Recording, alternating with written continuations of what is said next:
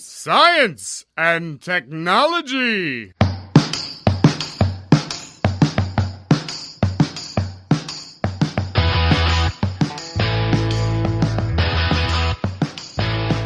Estamos on com mais um Ciência On, hoje para falar sobre plástico e sua relação com a nossa sociedade. Convidamos o coordenador do canal Professor Polímeros para Jovens Cientistas. Eu sou Pedro Otreto, professor da UFABC, e hoje eu li uma coisa que eu gostei bastante. Não corra o risco de passar o resto de suas vidas regando flores de plástico. Meu nome é Arthur, eu sou estudante aqui da UFABC e plástico bolha é melhor que muita gente. É verdade. Principalmente porque a gente pode estourar, né?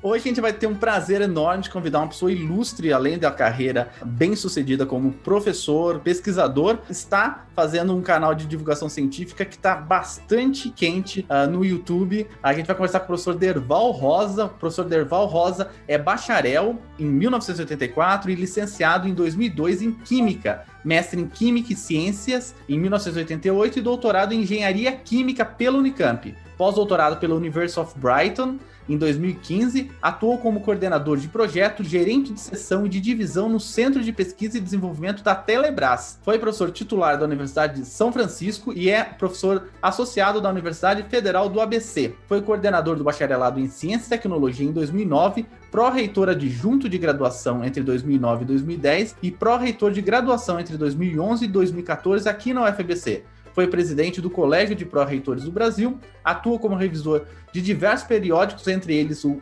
Polímeros, Ciência e Tecnologia, Matéria, Materials Research, a Nature, a Polymer Physics e muitas outras revistas importantes da área de materiais. É assessor ad hoc da FAPESP, CNPq, FINEP, CAPES, da área de Engenharias 2 da CAPES em 2018 e de algumas universidades brasileiras. Tem participação de alguns conselhos editoriais de revistas internacionais. É conselheiro de diversas e diretor da ABPOL entre 2017 e 2019. Já proferiu várias palestras, keynotes, mesas redondas como convidados. Orientou dezenas de trabalhos finais de graduação, iniciação científica, dissertação, tese e outros trabalhos. Possui mais de uma centena de artigos publicados em revistas internacionais de bom impacto. E o mais importante, tem 3 filhos, né? Que nasceram em 1988, 1991 e 2002. E também é responsável pelo canal Professor Polímeros para Jovens Cientistas. Uau, professor Derval, muito obrigado por estar aqui com a gente no Ciência On. É um prazer imenso poder trazer e uma felicidade enorme de ver um pesquisador com renome, com esse currículo que acho que muitos de nós não pegou tudo, fazendo divulgação científica. Olha, bom, primeiro eu quero agradecer muito, Pedro, Arthur, e parabenizar vocês pelo excelente trabalho que vocês estão fazendo no Ciência On. Como você leu aí toda essa história, né? Eu acho que, o que eu falei até no canal outro dia, que essa história de divulgação científica, cada vez mais eu estou ficando apaixonado, e até fruto dessa situação que a gente passa hoje no país, né? Eu fico refletindo muito com os meus colegas, pensando assim, por que será que tudo que a gente faz nas universidades, em especial nas brasileiras, né, não tem tanto valor como a gente deveria ter, né? Talvez porque trabalhos como o de vocês, né, deveriam ser mais frequentes, eu acho. Então, eu estou muito contente ver você aqui, né, e o Arthur. Puxa, uma grande satisfação. Muito obrigado pelo convite. Estou muito feliz mesmo, viu? Imagina, a gente que agradece. O Derval, a gente sempre começa o Ciência On. O Ciência On fala sobre a partícula elementar da ciência, por isso que tem esse nome, é a Ciência On. A gente quer, primeiro, antes de falar do assunto, a gente queria conhecer um pouco você. De onde você é? Eu nasci em Andradina, que é um interior do estado de São Paulo, uma cidade... Conheço Andradina. Conhece Andradina? Conheço. Morei com um rapaz durante 10 anos que fez física comigo, que é de Andradina. My gosh, olha, Andradina é uma... Terra do Rei do Gado. Terra do Rei do Gado. E é uma cidade que a cada ano vem diminuindo a população, né? Também todo mundo sai de lá, né? Então... Mas eu nasci em Andradina e depois, mais ou menos, por volta de 10 anos, meu pai foi transferido para Bauru, aí eu vivi grande parte, né, até 18 anos, 19 anos em Bauru. Sempre fui uma pessoa que trabalhei desde muito cedo, né? Então, trabalho registrado mesmo desde os 11 anos, né? E naquela época, né, eu tenho 60 anos, existia um que a gente chamava de carteira de trabalho de menor. E eu acho que isso, na verdade, eu tive pensando até em coisas boas, porque você vai aprendendo a lidar com esse mundo chamado mundo real aí, mas tem coisas boas, né? Porque trabalhar com 11 anos, você perde um pouco da sua infância, né? Então, assim, é lógico que a minha grande parte da minha adolescência eu estava batalhando, trabalhando, pegando ônibus. Em Bauru? Bauru. Pegava o ônibus lá em Bauru, fazia escola do outro lado da cidade. Então, assim, mas você sabe que toda essa história, minha mãe tem 90 anos, ela ficou grande parte agora aqui comigo, né? Eu tô em Campinas. E a gente ficou conversando bastante. Então, assim, eu acho que é um período gostoso. Eu não tenho tristeza, até porque não tinha muito tempo de ficar pensando muita coisa, tinha que lidar, né? Então, aí em 81, eu vim para Campinas fazer Unicamp e, assim, me virei, né? Claro que como eu trabalhava, eu tinha guardado bastante dinheiro, então fiz de tudo que você imagina em Campinas, né? Censo, trabalhei em restaurante e fiz o curso de Química. Terminando o curso de Química, eu fui trabalhar num centro de pesquisa e desenvolvimento da Telebrás e trabalhei lá 18 anos, né? E na Telebrás, eu era um centro de pesquisa. Antes de 80 e pouco, nós tínhamos um projeto nacional que era de desenvolvimento de tecnologia nacional. Então, eu trabalhei em diferentes e importantes projetos aqui de comunicação. Eu trabalhei no cartão, trabalhei na fibra ótica, né? Especificando o material que é feito o cartão telefônico. Acho que muitos dos jovens não sabem o que é isso, né? A fibra ótica, o revestimento polimérico. Então, assim, foi uma experiência. E naquela época, os desenvolvimentos nacionais, eles eram feitos. A tecnologia básica de referência era feita na universidade. Então, eu coordenava projetos na universidade e depois transferia para a empresa nacional. Foi ali que eu comecei a olhar para a universidade e comecei a me apaixonar. Aí eu falei, puxa, acho que eu quero virar professor. Aí trabalhei, fiz mestrado e doutorado trabalhando, né? E nesse momento eu falei, puxa, para virar professor, mas eu tinha um bom emprego, né? Aí comecei a trabalhar durante o dia, dar aula à noite. Foi aí que eu comecei a entrar na universidade particular. E para virar professor não foi fácil não, porque eu gostava da pesquisa. E até montar um grupo de pesquisa na universidade não foi fácil. Então essa história, né, na verdade, contando muito rápido, né? Até porque... Mas passa um filme na cabeça da gente, né, Pedro? Mas quando você falou que você trabalha desde os 11 anos, né? Sim. Qual que foi a sua relação com a escola? Rapaz, eu sempre gostei de estudar. Sempre. A minha mãe conta, ela estava falando para mim que eu, quando 6, 7 anos, eu lembro que eu morava umas 10 quadras, assim, da escola, eu abria a escola, cara. Eu ia a pé pra escola e a minha mãe no portão, olhando aquele criancinha de 6, 7 anos a pé indo pra escola. Eu falei, nossa senhora, verdade, mãe? Ela falou, você me dava muita dor de cabeça pra ir pra escola.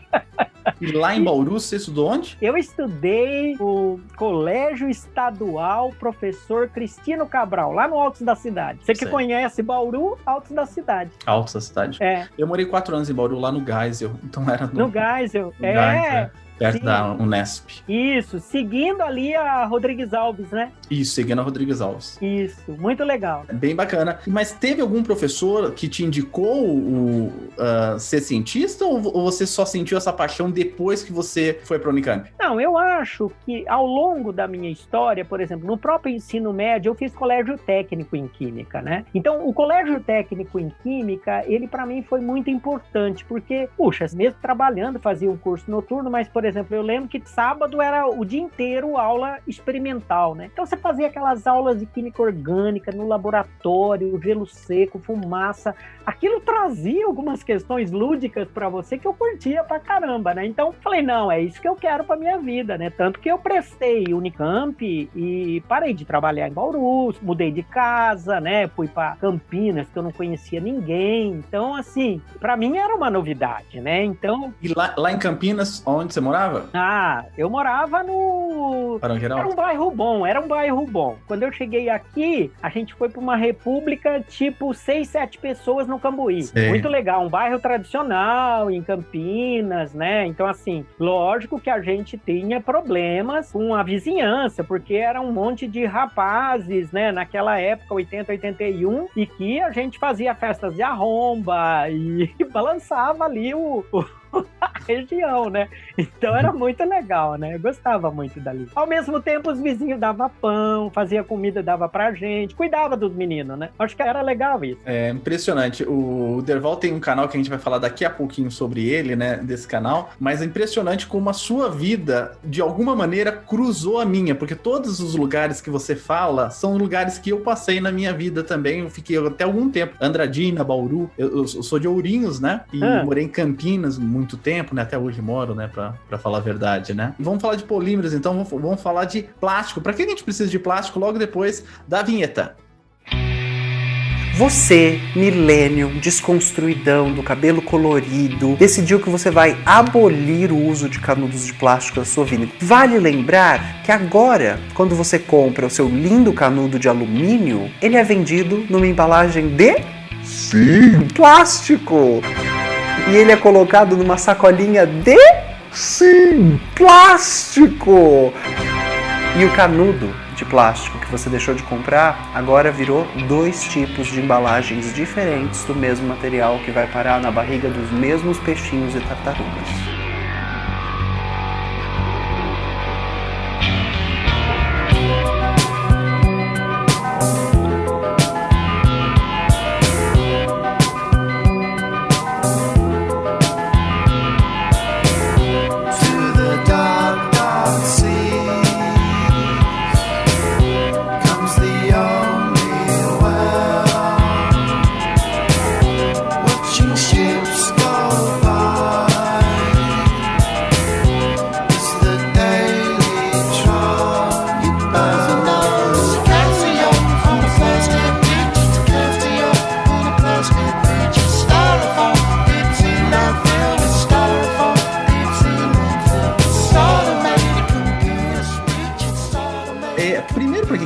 Plásticos, né? Eu queria que você conceituasse o que é um plástico, o que a gente pode chamar de plástico, se é baseado na forma, nas ligações químicas ou na composição desse material. Bom, primeiro, acho que a gente tem que trazer aqui, é claro que para falar aqui, né, no Ciência On, é importante a gente trazer uma linguagem bem simples. O que a gente chama no nosso cotidiano de plástico, no meio científico a gente chama de polímeros, embora os polímeros, ele é uma classe maior de materiais, tá certo? Em que, por exemplo, dentro dessa classe de polímeros, a gente tem os plásticos, né?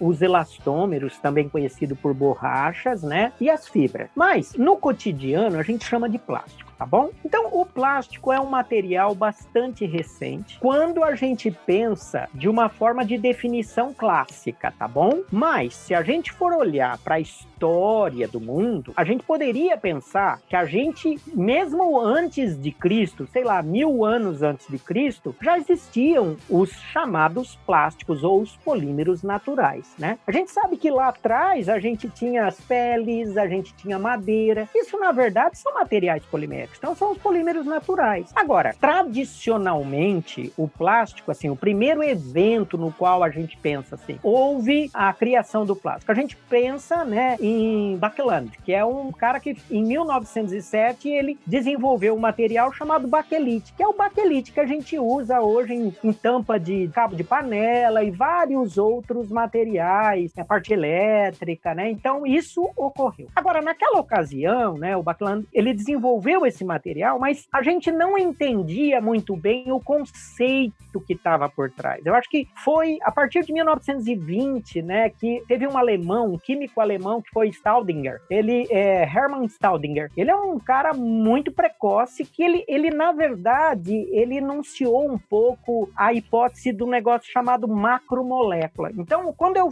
vou explicar isso para você, os plásticos, então, a gente poderia chamar, são macromoléculas orgânicas, na maioria das vezes, na maioria dos tipos de plástico, são constituídos de carbono, hidrogênio, talvez um pouco de oxigênio, né? Ligações, na maioria das vezes, covalentes. Então, é um material, uma macromolécula, e que é constituída de várias partes. Então, vários, né? Meros, partes, né? Do grego que a gente fala isso, né? Então, e dependendo do tipo de mero, que é essa unidade repetitiva aí, a gente vai ter um tipo de plástico. Então, por exemplo, polietileno, né? Então, a gente tem o quê? É um polímero que a gente usa no nosso dia a dia, né? Então, ele tem o quê? Ele tem o mero que vem do eteno, de um monômero chamado eteno, que sofreu uma reação de polimerização, formando o quê? O polietileno. Se eu trocar o monômero, em vez de etileno, propeno, eu vou ter o quê? O polipropileno. Então, os plásticos, se a gente for pensar bem, então eles são formados por uma reação de polimerização, né? Formando o quê? Um monômero vai formar uma macromolécula, uma cadeia muito grande. Por isso que muitos falam assim, então essa cadeia é muito grande é difícil de degradar, e por isso que o plástico, então, demora muitos anos para se degradar e criam todos os impactos ambientais que a gente pode conversar aqui também. Bacana. A origem da palavra plástico, você sabe de onde vem? Plásticos é do grego. Do grego, né? É. Que quer dizer, eu acho que vem da propriedade de poder ser moldado, né? Não, aí é muito divergente essa definição, Pedro, porque a gente mesmo dentro dos plásticos, a gente tem o que a gente chama de termoplástico, que são esses materiais plásticos que a gente molda com aquecimento, né, e compressão, alguma coisa assim, e que depois, se a gente faz um produto e aí utiliza ele novamente, quer reciclar, a gente pode, porque ele vai ser moldado e ele vai ser fundido novamente. Agora, tem os termofixos, então os termoplásticos e os termofixos. Os termofixos,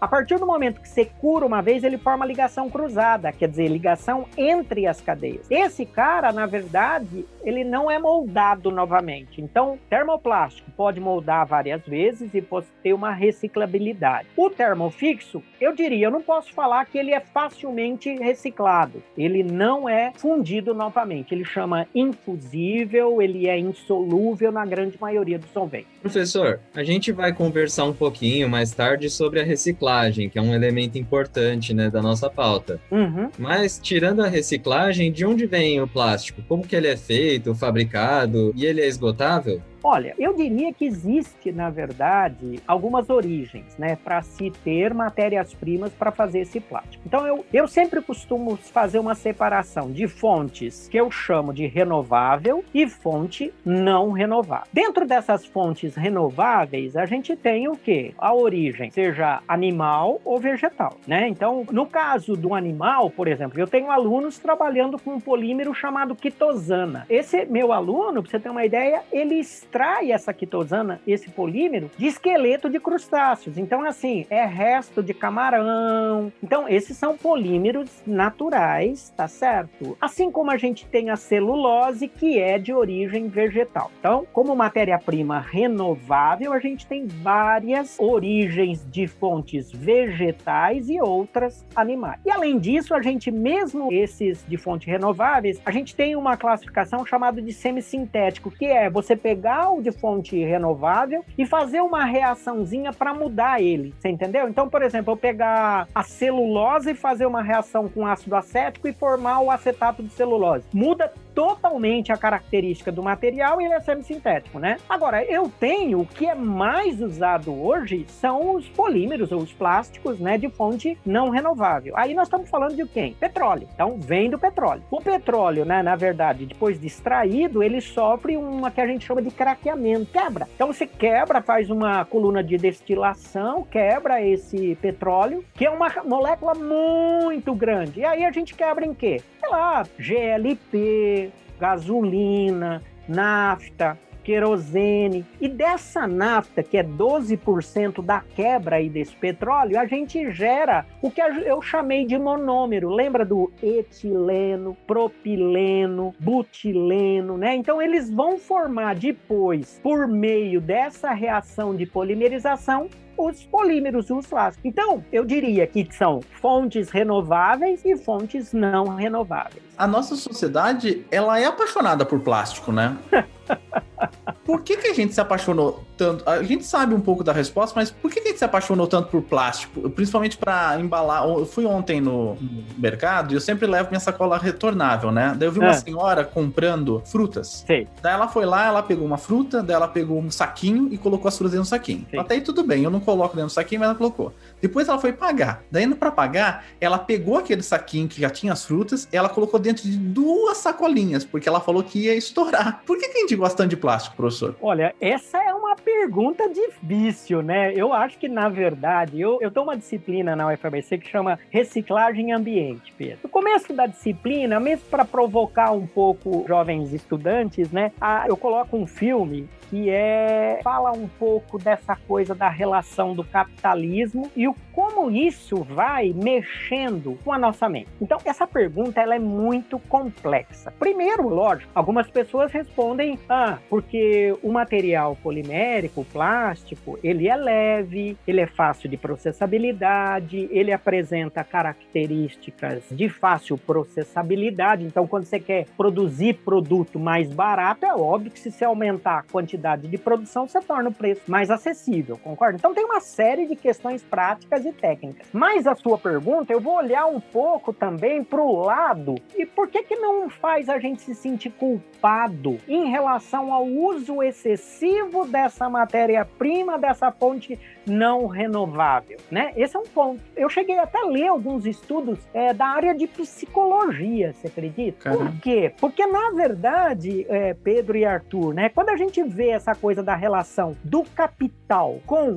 o consumismo, eles, na verdade, e o filme, ele mostra, por exemplo, como é a nossa vida. A gente trabalha, a gente estuda, a gente, eventualmente, é estimulado ao consumo. Agora, é o consumo, mas qual consumo? Não, essa roupa já não é mais legal, é a outra, é a outra, é a outra. Então, isso tem, na verdade, vai produzindo, o sapato troca de moda, o celular tem um negócio chamado, né, obsolescência programada. Tudo isso para fazer o quê? A roda virar, aumentar o estímulo ao consumo. Então, tem vários aspectos que eu poderia te responder a pergunta. Primeiro, eu acho que a gente gosta porque é criado também uma questão pra gente de que é cool, é moderno, né? É de vanguarda, né? É um material resistente, né? Então, o plástico ele veio assumindo muitas funções, por exemplo, substituindo o aço em vários produtos. Então, ele apresenta propriedades boas? Sim. Mas por que a gente gosta tanto? Porque, na verdade, ele atende às nossas necessidades. Por que atende às nossas necessidades? Porque cada vez mais a gente está sendo estimulado ao consumo exacerbado.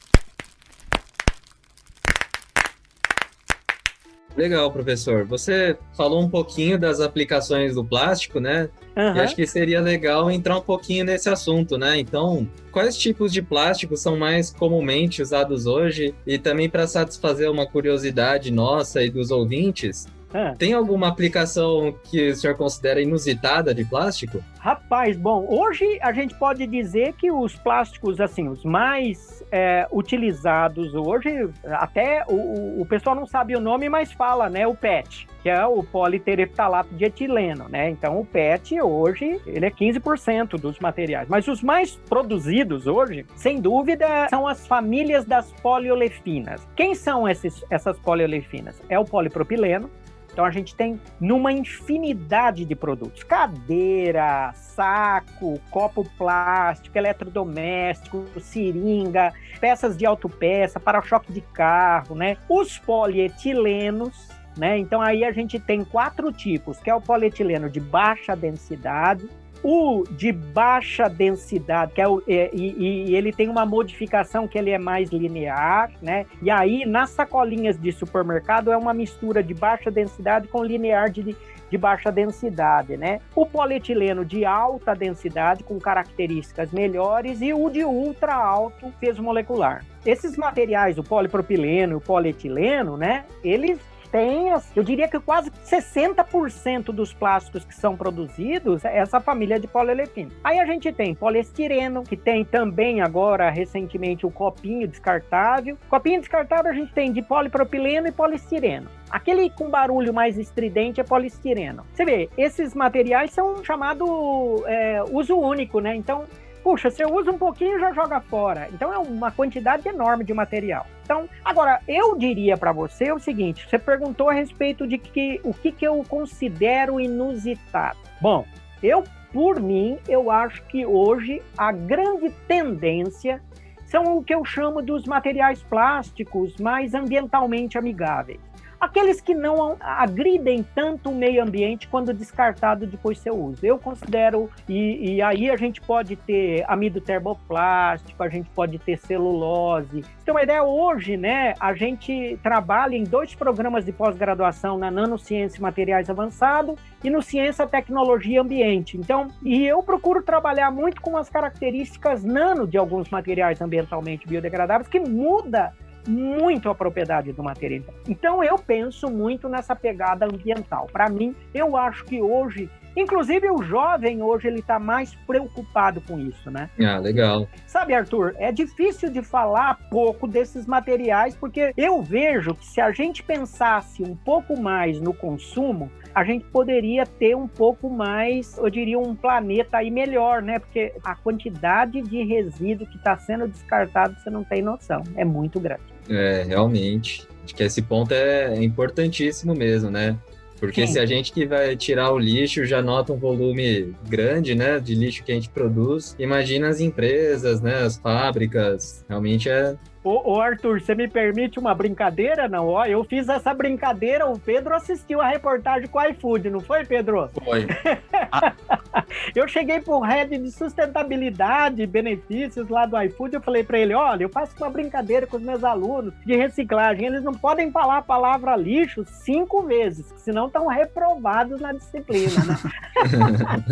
Sabe por quê? Eu procuro trazer sempre o descarte como uma nova matéria-prima. E a palavra lixo, ela tem algo que não tem valor. Eu acho que a gente tem que divulgar cada vez mais o descarte dos resíduos. Eles são novas matérias, e essas matérias-primas, elas podem ser revalorizadas. Eu luto muito por essa coisa que eu chamo de materiais avançados. Não é só nanotecnologia que é material avançado, não. É tirar de um resíduo, né? E a partir daí eu consegui uma propriedade de um material. Eu já tive aluno que trabalhou com polipropileno reciclado, que conseguiu propriedade 3 vezes mais do que o polímero virgem. Ou seja, o país hoje tem que começar a pensar em solução ambientalmente amigável, né? Que eu acho que é essa a pegada, né? Mas é só uma brincadeira, viu, Arthur?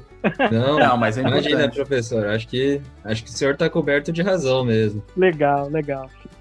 E vamos falar de reciclagem, então? Vamos! Então, professor, quais são os polímeros, os plásticos mais reciclados? E, energeticamente, vale a pena reciclar? Como que é esse processo de reciclagem? Tem um amigo que fala que essa é a pergunta de 1 milhão, hein?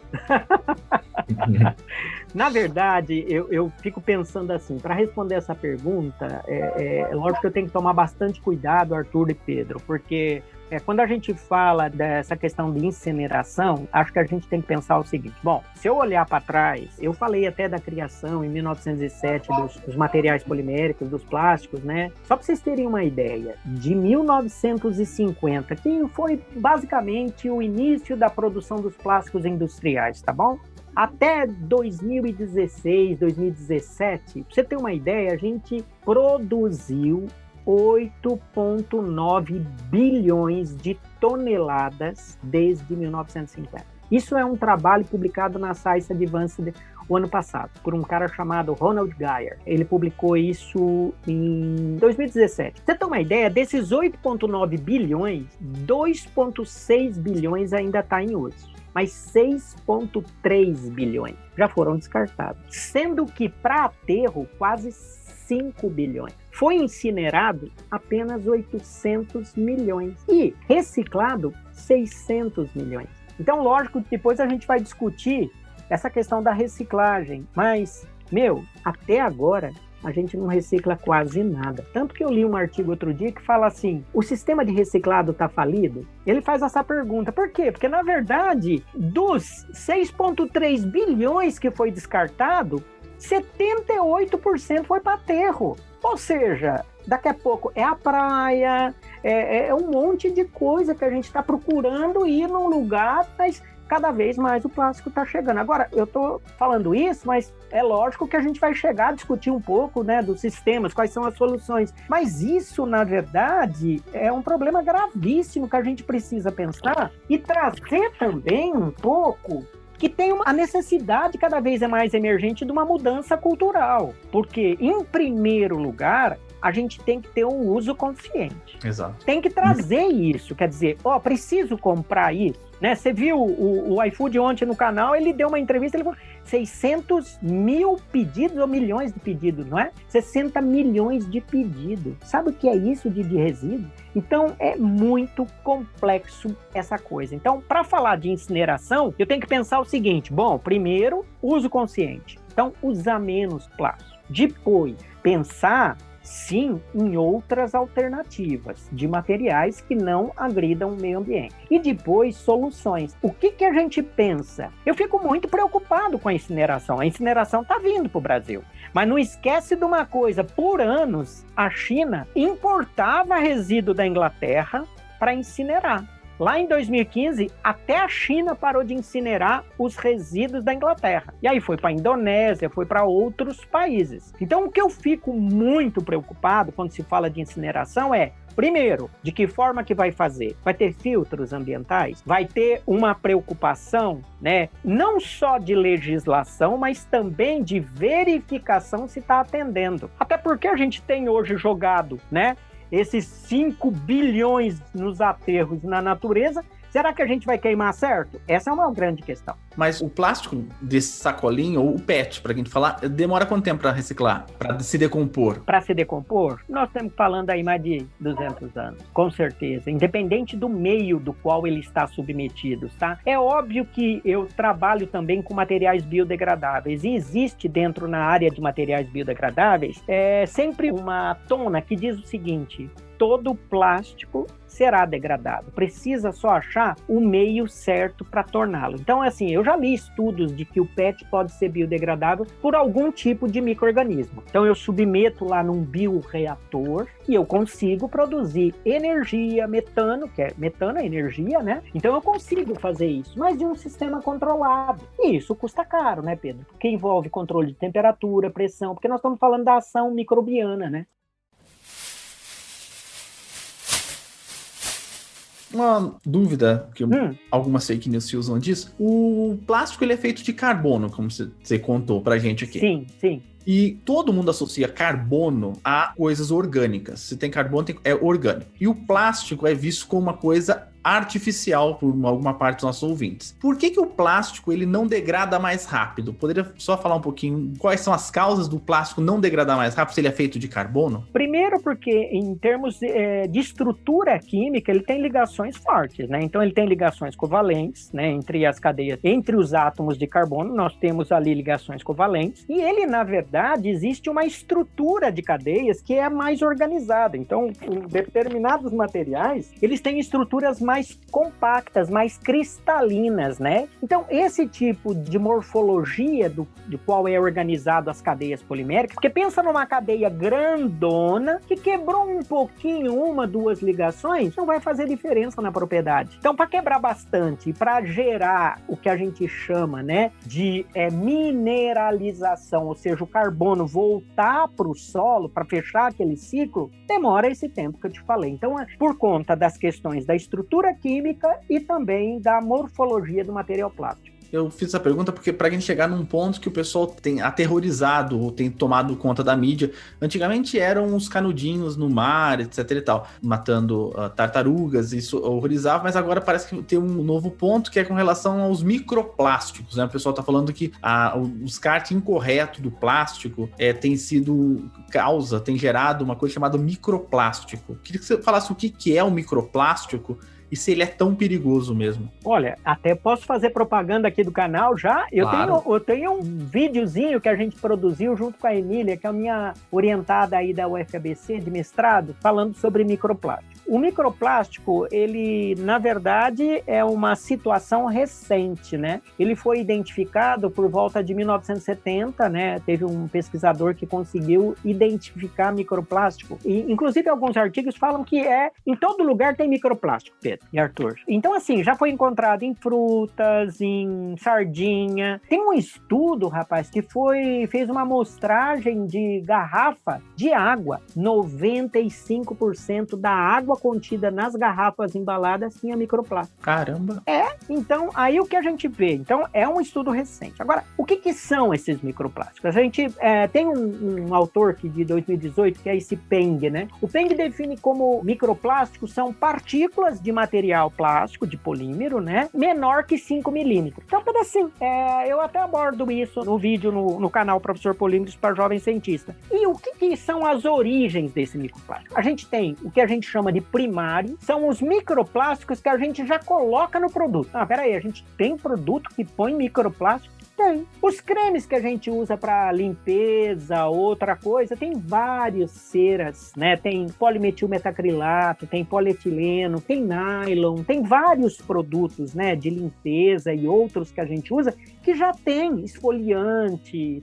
Então, esses microplásticos, ele já usa, a gente lava e vai para a água. E vai para a água, vai para onde? Vai para a água que depois vai ser tratada. E muitas vezes ele não é tratado e volta de novo para a gente. Então, esses são os primários. E tem os chamados plásticos secundários, que são oriundos do quê? Da degradação do material plástico que a gente descarta no meio ambiente. Só para você ter uma ideia, tem um trabalho que, desse próprio Geyer mesmo, ele fala, rapaz, que a quantidade de plástico, de microplástico que tem no oceano é muito grande. Assim, a gente já sabe de aberrações que tem ilha do plástico em pleno mar. Então, assim, agora, esses plásticos secundários, da onde eles são formados? Do processo degradativo, da quebra dessas ligações, provocadas por intempéries, vento, temperatura, radiação. Então, forma esses microplásticos, né? E esses microplásticos, na verdade, são partículas pequenininhas, concorda? E que eles estão, de certa forma, inertes.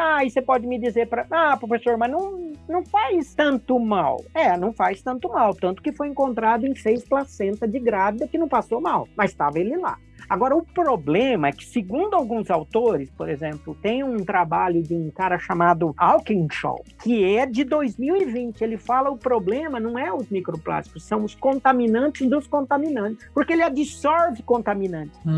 E aí ele é lixiviado, ou seja, sai dele. Então, a gente tem contaminante dentro de um contaminante que é o microplástico. Agora, também a gente pode pensar o seguinte, né? Esse microplástico, nem todos são inertes. Dependendo dos processos reativos, são o quê? São quebras de ligações químicas que geram radicais e vão formar compostos com oxigênio. Então, a gente tem. Agora, dentro desse secundário, por exemplo, uma coisa que me preocupa muito são as partículas de pneu. Você já viu quanto tempo você troca um pneu? Eu não tenho carro. Ótimo. Esse mal não vou morrer. Mas você concorda, cara, que quando roda um pneu, você acha por que o pneu ficou careca? Onde foi aquelas partículas? Exato. Tem um trabalho que foi feito na Finlândia, rapaz, que ele falou assim, foi em 2020 ele publicou. Ele falou que 150 mil quilos de fibras sintéticas são geradas, microplásticos geradas só de poliésteres da máquina de lavar na Finlândia. Caramba! Ou seja, você lava a roupa e você gera microplástico. Significa o quê? A cada quilo de roupa que seca, por exemplo, na secadora, você tem 0,9 gramas de partículas geradas. Ou seja, você lavou, você gera um monte. Você secou, também você gera um monte. Agora, quais seriam as soluções para tudo isso? Bom, então vamos pensar em roupas. Você já viu aquelas roupas que já não precisa mais passar? Roupas que não precisam, então não consomem energia. Roupa que tem uma maior resistência, uma trama diferente. Então, as sintéticas, lógico, elas são mais baratas. Então, ali nós temos PET reciclado, nós temos um monte de coisa na sintética. Mas, por outro lado, a degrada mais rápido.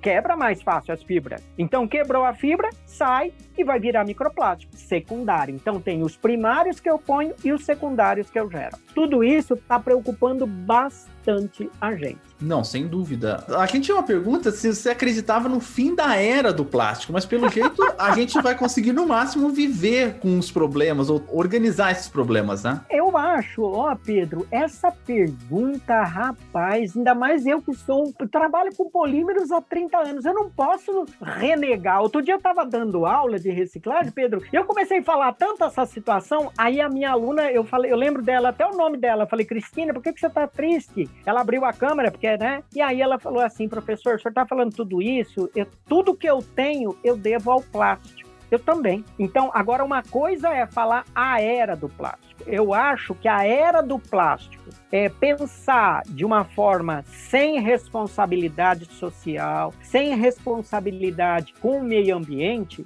essa acabou. Eu acho que agora a gente tem que provocar uma mudança, porque as empresas que vendem plástico, Pedro, a cada ano elas aumentam a quantidade de plástico produzido. Isso acontece desde 1950. Para você ter uma ideia, a quantidade de plástico assim prevista para 2050 é muito grande, é 550 milhões de toneladas, ou seja, 40% a mais do que produz hoje. Sim. Se a gente não corrigir esse negócio, esse caminho, aonde a gente vai pôr tudo? Porque lembra que tem um monte de quantidade descartada? Agora, qual vai ser a moda do Brasil dos próximos 3 anos? Reciclagem. Por quê? No trabalho que eu falei para você que eu li de psicologia, a partir do momento que você está vendo aqui eu usando esse produto plástico, se eu percebo que ele vai ser reciclado, eu uso ele com menos culpa. E aí eu vou usar mais. E aí eu consigo estimular mais o consumo. E com isso, o que vai acontecer? Vai produzir mais e vai vender mais e vai produzir mais e vai produzir mais. Só que reciclagem não vai ser a solução. É uma das soluções e no nível que está, não atende ao problema ambiental que a gente tem. Então a gente vai ter que passar por uma mudança significativa no mundo e em especial no Brasil, porque está muito descarte inadequado. Vai falar, sabe que para quem vai sobrar? Para o cidadão que descarta de forma inadequada. Sim. Claro, porque o problema não é a empresa que vende, o problema é o cidadão que descarta de forma inadequada. E o poder público? O descarte, né? Então tem várias questões. Essa situação, então eu diria o seguinte, eu tenho alunos jovens hoje, o Arthur tá aí, né? O estilo tipo zen, assim, eu tô vendo ele e falei, pô, esse é o cara, né? Então é lógico que ele já é um cara mais consciente. Eu vejo você falando que não tem carro, yes. Por quê? Talvez, veja, você já não está emitindo CO2. Eu que trabalho com avaliação de ciclo de vida, que é a economia circular, é menor redução, não adianta, não tem segredo. O que eu vejo também, que eu tenho uma frase, eu sou criado nos anos 90, né? Então, a minha referência são os anos 90. Eu falo que os anos 90 parece que não acabaram ainda. Porque nos anos 80, o que eu tenho de lembrança dos anos 80, o mundo não era como é hoje, no sentido do material. Por exemplo, eu morava em São Paulo, aqui na Zona Norte, e a gente ia comprar, por exemplo, feijão, e o cara tinha uma coisa com feijão, ele pegava com uma pazinha assim e colocava dentro de um saquinho de papel. Ou a gente levava um pote, ovo também era assim. Daí, quando começou os anos 90, as pessoas abriam alguns chocolates, abria assim um chocolate. Eu acho tão estranho uma pessoa abrir um chocolate, uma coisa de plástico, assim, sabe? Ou ir lá, fui comprar feijão, você vai lá e pega o saco do feijão, assim, porque a minha vivência, minha família é de Ourinhos, né? A minha vivência da minha infância não era essa, era de eu ir lá e pegar no pote, né? Então a gente mudou a nossa consciência. Dá pra mudar de novo, né? Dá pra voltar, não dá? Eu acho que é esse o caminho. Se for olhar, por exemplo, vai morar fora do Brasil, tem alguns costumes, né, que eu acho que precisam voltar. Tem umas questões culturais. Então, quando você fala dessa coisa da era do plástico, eu acho que a gente tem que pensar assim, não vamos tacar pedra no plástico, é um bom material. Mas eu acho que tem que haver uma reflexão cultural, e quando eu falo isso, tem um estudo que ele fala muito sobre o que ele chama de a cultura do supermercado. Em inglês, né, não sei se eu estou traduzindo aqui a cultura do supermercado, por quê? Porque lá ele traz essa coisa do consumo exacerbado empacotado. né? Exato. Então, assim, que é de entrega, é o deliver. Isso que você está falando, Pedro, você imagina eu em Andradina. Exato. É óbvio, mas está ficando, posso te dizer uma coisa? Tem alguns lugares, por exemplo, da cidade de São Paulo, tem jovens que têm hoje sacola descartável, essa coisa de comprar em brechó é hoje super cool. É chique hoje. Vai falar para alguns jovens na Vila Madalena. Tem alguns lugares que vendem essa forma de entrega é diferente. Então vai com o seu pote, vai com a sua sacola. Então isso é o quê? O uso responsável. Porque já na Política Nacional de Resíduos Sólidos, que a gente aprovou isso em 2010, dizia que a responsabilidade do cidadão, do poder público e de quem? Do fornecedor, das empresas, chamado logística reversa. Então, cadê tudo isso implantado? Então, só vender, e aí consome, estimula, não fica muito culpado de usar não, porque vai reciclar, e agora vai vir a reciclagem como a solução do todo o planeta. E não vai ser isso, não adianta. Exatamente. Eu acho que é esse o ponto, né? Então, assim, nós estamos num país subdesenvolvido, a previsão é de que até 2050 vai haver um aumento da desigualdade no mundo, e aí nós estamos falando que vamos usar mais, tem uma relação dessa coisa do PIB com a geração de resíduos, sabia? É muito uma relação linear, então, ou seja, tem que haver uma mudança cultural. Eu acho que você está certíssimo quando se lembra lá de Ourinhos, eu acho que a gente tem que promover isso. E o papel da universidade é um pouco isso, é falar sobre isso, né? Então, assim, a gente tem que falar de grandes empresas. Quais são as responsabilidades? Quanto que ele ganha? Ele vai querer vender mais o ano que vem? Vai. Então, quais são as ações? Poxa, tem grandes empresas no mundo que trabalham com moda. Estão fazendo bolsa para incluir estudante, estão trabalhando com materiais reciclados, e eu não vou citar marca aqui famosíssimas, né? Eu estou falando de coisa caríssima. Então, até eles estão acordando que já virou aquele momento do casaco de pele. Acabou isso tudo, não tem mais. Então, a gente tem que pensar um pouco nessa questão ambiental mesmo, Pedro. Olha, eu acho que você está coberto de razão. Agora, você vê cidades do interior hoje, por exemplo, nessa período de pandemia, o que eu tenho achado de pessoas que entregam verdura, que fazem esse tipo de doce caseiro. Então vai haver um movimento, e não é só os aplicativos aí de grandes empresas, não. Estão surgindo contatos no WhatsApp, grupos de autoajuda. Eu participo de um grupo, e falando aí de Campinas, de Barão Solidário. Você precisa de qualquer coisa, eu ponho lá e aparece, olha, uma boleira que faz o bolo legal, que não sei o quê. E vem de forma responsável. Eu acho que é esse o caminho. Tem que mudar um pouco essa coisa. E aí vai ter o quê? Uma mudança no setor produtivo. Senão vai morrer. Se eles não mudarem o caminho, vai morrer. Como morreu o Laquê lá atrás, que era líder de mercado. Morreu. O filme fotográfico. Lembra? Lembro. Acabou. Então, assim, vai ter essa mudança, Pedro. Eu acho que isso, né... O Arthur vai poder viver melhor, viu? O Arthur vai poder ver mais, eu acho isso. Eu espero, viu? Porque do jeito que tá indo, a tendência realmente é bem preocupante, né? Tem que fazer alguma coisa. Sim, é verdade. A economia local, eu acredito muito na economia local, a gente incentivar as pessoas que estão ao nosso redor, pelo menos nosso bairro, tá produtivo, tá animado, nossa região tá animada, né? A gente vai ter uma melhor qualidade de vida, nem se for local, né? Sim, e fora sim. tudo, né? Se trazer alguma coisa de muito longe pra cá, gasta combustível à toa, sendo que pode ser produzido localmente, né? E o que não pode ser produzido localmente, né? Que é a minha visão também, igual eu falo pro pessoal, o tomate tá caro. O tomate tá barato agora, né? O tomate tá caro. Compra cenoura. É porque não é época de tomate. O tomate não tem obrigação de estar lá com você o ano todo. Não tem tomate, não compra. Come o tomate, come outra coisa, que é a época da outra coisa. Mas eu quero tâmaras azuis lá do Alasca, não sei o que lá. Come uma, mas come pra experimentar. Não dá pra comer sempre isso, né? Depois vai pro Alasca e come as tâmaras. É verdade. Quando der, né? Professor, mas primeiro, muito obrigado a gente está terminando o nosso podcast, mas antes a gente tem que falar de um aspecto muito importante que eu parabenizo mesmo, de coração mesmo, porque não fazer divulgação é a coisa de menor energia que você pode fazer na sua vida. Quando você vai fazer divulgação científica, você sabe disso, é um trabalhão, e às vezes o retorno ele é mais a conta-gotas. E ver um professor tão renomado e tão importante em sua área divulgando a sua própria área é uma coisa que nos enche muito de felicidade. Então a gente vai falar do canal, a gente tem que falar aqui do canal. Ainda bem, né? Poxa, foi...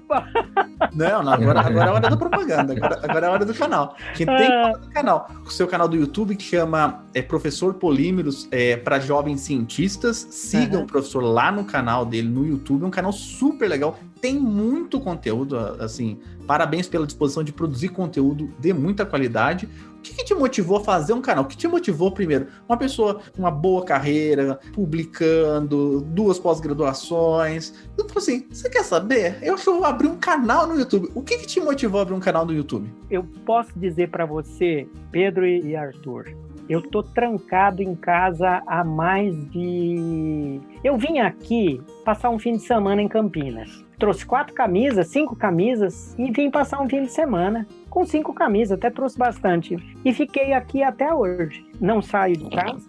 Então, assim, eu já passei de tudo aqui dentro de casa. Então, é lógico que, né, a gente está procurando se cuidar, porque a idade também, né, eu já tenho 60 anos, tenho algumas comorbidades aí. Só que eu acho que eu sou uma pessoa que trabalho muito, gosto muito de trabalhar. Tenho muitos alunos. Quando eu me vi dando aula pela internet, eu sou uma pessoa que gosto de ter contato. Eu adoro ver você, conversar. E eu sinto falta disso. Eu sou de abraçar.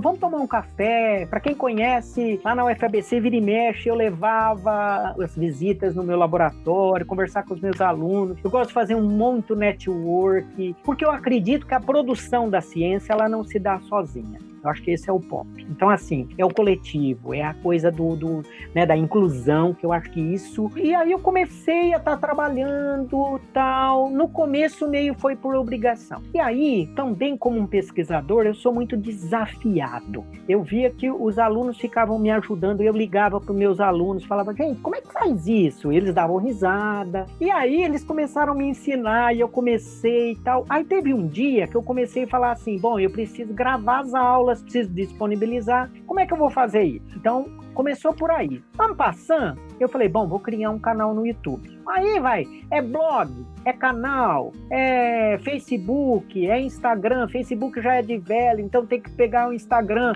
Aí tem o TikTok. Essas coisas tudo eu nem sabia o que era. Rapaz, isso eu comecei a ficar interessado. Aí eu comecei a ver o movimento também da desvalorização das universidades públicas brasileiras. Falei, peraí, por que o pessoal está desvalorizando também? Porque também a gente não faz propaganda. A gente escreve o artigo e não divulga. Quando sai o artigo, eu fico feliz 2 horas. E já vou publicar o outro, já vou escrever o outro, já ligo para o outro aluno, já vamos, porque tem que fazer isso, faz a patente, e tudo fica guardado. Então eu comecei a refletir um pouco sobre isso e falei assim, gente, e aí começando a ver, por exemplo, um cara que me inspirou muito foi o Marcelo Nobel, ex-reitor da Unicamp. O Marcelo montou um canal, né, acho que é o canal Recíproco, né? Espaço Recíproco. Espaço Recíproco. E eu conheço o Marcelo há muito tempo e vi que ele valoriza essa coisa da divulgação científica. Tem o LabJOR da Unicamp também, que tem isso daí. Então, eu comecei a perceber e olhar com mais cuidado isso. E vi que isso tem todo um know-how. E fazer isso me remeteu um pouco a encontrar os meus amigos. Aí falei, bom, eu preciso então bolar um quê? Vamos criar um canal. Mas o que é o canal? Bom, eu vou começar a criar um canal, não sei se você percebeu, Professor Polímeros para jovem cientista. Então é por jovem. Falei, vou entrevistar jovem cientista. Aí pensei, não, mas eu não vou conversar com o orientado do Pedro sem conversar com o Pedro. O Pedro vai ficar bravo comigo. Isso é verdade. Aí... Não eu. A gente tem um projeto aqui no Ciencion que chama Positron, que é pra gente entrevistar os orientandos. E daí a gente chegou exatamente nesse seu ponto. Aí eu falei assim, já sei. Vou conversar com o professor e com o jovem cientista. Legal. Lembrando que eu ligo pro cara primeiro, pro professor, faço ele escolher o aluno, dizendo que, olha, eu vou conversar um pouco com você, mas o protagonismo é do jovem cientista. E eu comecei a fazer isso. Rapaz, eu tô com 41 entrevistas já, e o detalhe, eu comecei a aprender muito. Então tá trazendo as pesquisas mais modernas, Então, assim, cara da UFSCar, eu já entrevistei da Waterloo University, eu já entrevistei da UFRJ, eu faço o Brasil inteiro. O próximo vai ser da Universidade Federal do Piauí, que é o professor Edson Cavalcante e o Lucas, né? Um jovem cientista. Então, assim, eu vou procurando divulgar os trabalhos. Tem uma questão da regionalização, tem uma questão do avanço científico, a questão moderna, e eu também tenho uma coisa que eu pude perceber, que você traz a história de vida. Porque eu acho que, na verdade, eu já vi aluno que queria ser médico e depois começa a trabalhar com biomateriais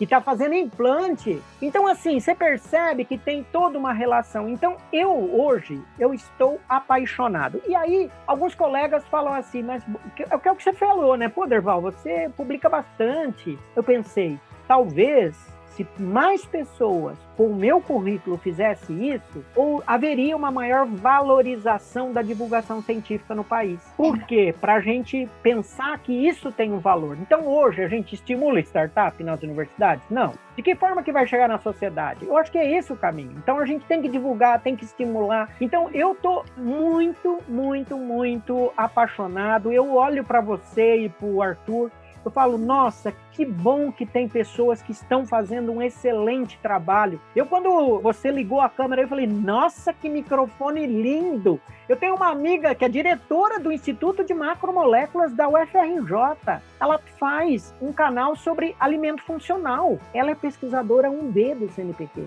ou uma. Eu falo, gente, então a gente precisa trazer uma nova forma de conhecimento. Por quê? Porque esquece, aquele slide velho, aquela transparência amarela, acabou isso. O jovem não tem mais paciência para estar ouvindo o modelo de ensino, transmissão, recepção. É um diálogo. E aí ele quer se envolver, ele quer ouvir umas piadas no meio, ele quer ouvir uma... não vou dar um spoiler, tá? Mas a minha próxima entrevista com empresa no canal é alguma empresa, que eu tô quase fechando aí, que produz muita cápsula de café. E aí eu queria colocar uma foto minha e de um famoso estrangeiro, para não falar a marca, tá bom? Grisalho, assim, de 60 anos como eu, e eu queria fazer uma brincadeira com isso. Aí perguntei para minha aluna, né, de 20 e poucos anos, falei, o que você acha disso? Ela falou, super divertido. Ou seja, eu também me divirto, entendeu? O que eu também acho muito interessante da divulgação científica é que de uns 5 anos pra cá, igual, por exemplo, as pessoas falam assim, mas tô começando a fazer divulgação científica agora. Mas que bom que você tá começando a fazer agora. Por quê? A divulgação científica hoje, ela é completamente diferente de 5 ou 6 anos atrás, de 10 anos atrás. É completamente diferente. Desde o advento do WhatsApp, das redes sociais, principalmente do WhatsApp, que popularizou bastante o acesso à internet e aos meios de comunicação. Hoje em dia, se você começasse a fazer divulgação científica, por exemplo, você poderia escrever textos, fazer textos, você ia ser hábil em fazer textos. Mas hoje em dia, o jovem lê pouco, né? Então você tem que começar a capturar ele pelos formatos que ele já está mais acostumado e depois, talvez, levar ele para um lugar mais formal, mais bem estruturado. Posso te falar uma novidade? Claro. O professor Polímeros para Jovem Cientista já tem 8 podcasts gravados. Caramba! Vai entrar na seara, então? Não, mas tá ótimo. Mas olha, tá com os alunos me ajudando, tá muito divertido, Pedro. Dos podcasts, até 90% das pessoas que escutam podcast são porque escutaram outro podcast. Ah, é?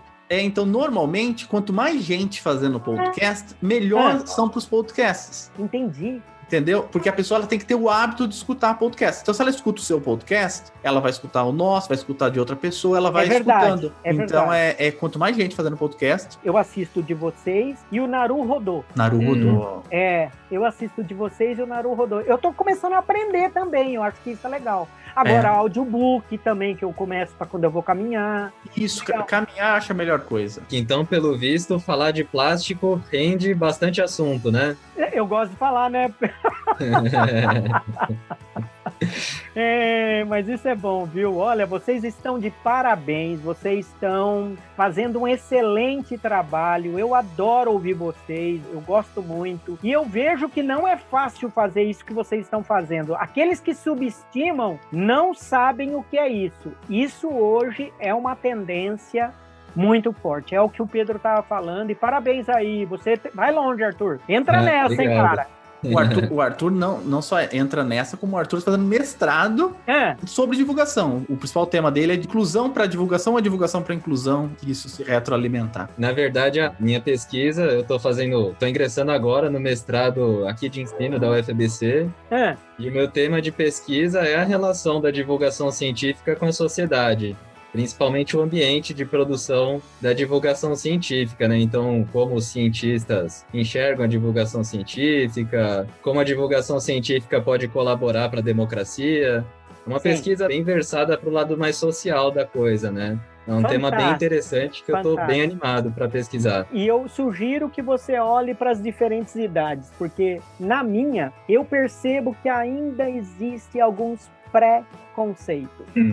Eu acho que isso a gente tem que romper, viu, Pedro? A gente tem que divulgar bastante. Vocês fazem um trabalho maravilhoso, viu? Parabéns, cara. Derval, a gente que agradece pela participação no Ciencion, muito mesmo. Fico muito feliz de ter encontrado. Eu comecei a fazer uma analogia lá em cima e vou terminar lá aqui embaixo quando eu falei que você cruzava demais a minha vida. A gente estava vendo televisão, vendo YouTube, né? E a gente tá passando vários canais. Você captou a gente, conquistou, a gente começou a assistir você lá no YouTube.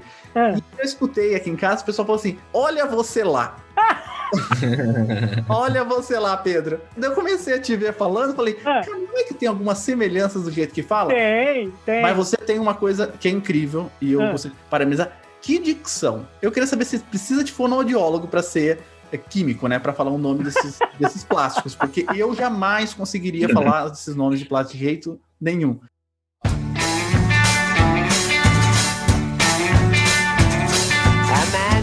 At the corner of the street, and his neighbours think he's helpful and he's sweet, 'cause he never swears and he always shakes your boy the hand, but no one knows he really is a plastic man.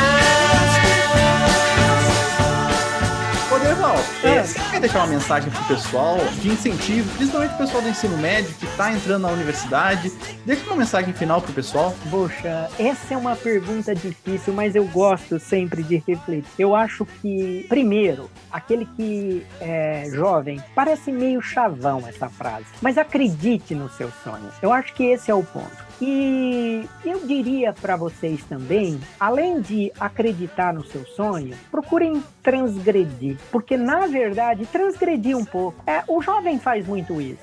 Em alguns momentos, né, o pai fala branco, ele escolhe outra cor, né, e assim por diante. Eu acho que para a gente tentar produzir um conhecimento, a gente tem que sair do que eu chamaria de mesmice. Então a gente tem que sair de uma zona de conforto, que é o que a gente chama que é ali mais fácil para a gente. Então, procurem fazer a diferença, porque cada vez mais, eu acho que essa sociedade contemporânea, ela traz, as pessoas vão ter que reinventar muita coisa. Hoje mesmo nós discutimos sobre plástico, né? Nós vamos ter que mudar essa questão cultural, e mudança cultural não é fácil, é difícil. Então, eu acho que o jovem, ele vai fazer a diferença, em especial nosso país. O Brasil é um país alegre, é um país trabalhador, é sofredor, mas alegre e trabalhador. Você vai para fora, mora fora, eu morei fora em 2015, você vê o pessoal fala, nossa, mas vocês trabalham, vocês são alegres. E a gente chora 2 dias, depois já está em pé de novo. Então, eu acho que façam essa diferença, acredite no que você pensa que isso é verdade, o que vai fazer a diferença. Eu acho que isso é a principal coisa que eu estimulo aos meus 3 filhos, e fiquei muito contente de vocês citarem os meus 3 filhos, que são pessoas que eu amo muito, né, e me ensinam muito. Eu acho que esse é o ponto. Então, obrigado, só tenho a agradecer, Pedro, Arthur, vocês são top. Obrigado, viu, Arthur?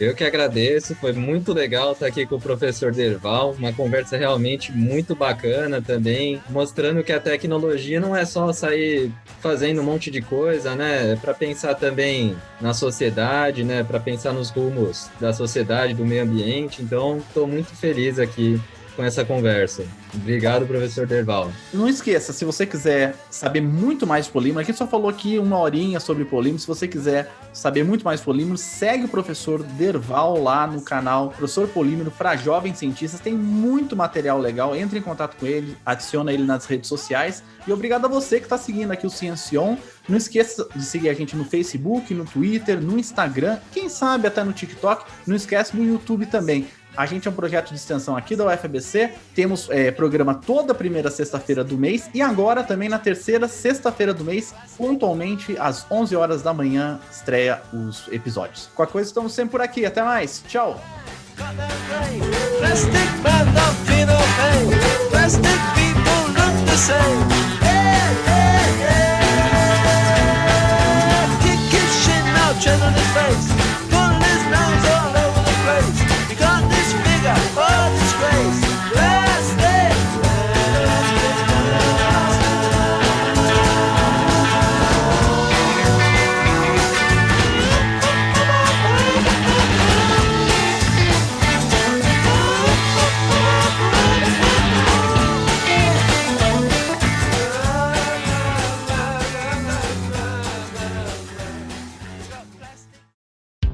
Esse podcast foi editado por Gabriela Lima.